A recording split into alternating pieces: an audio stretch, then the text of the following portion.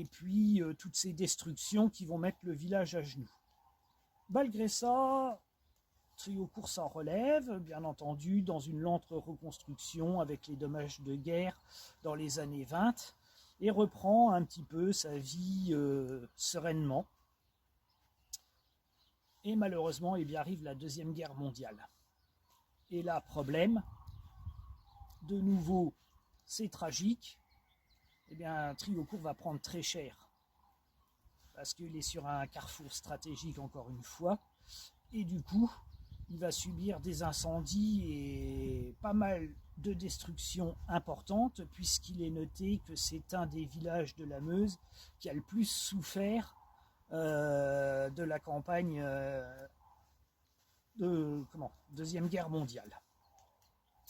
Et donc du coup, il faudra à nouveau une lente reconstruction.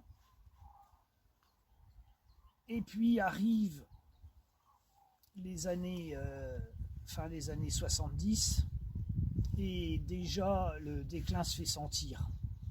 Les commerces ne sont plus forcément adaptés, il y a la mobilité avec les voitures, le petit artisanat du 19e, début 20e a disparu, et donc les villages se vident. L'exode avait déjà été marqué après la Première Guerre mondiale, comme dans beaucoup de villages, une partie de la population n'est pas revenue, et là ça s'accélère, et puis les jeunes vont chercher du travail dans les villes ou les centres un peu plus urbanisés.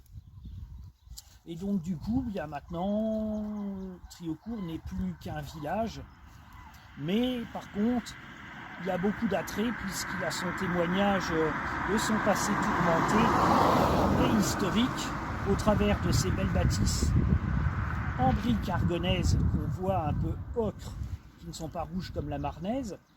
Et puis également, sur Triocourt, on voit des maisons à pans de bois avec cette influence champenoise.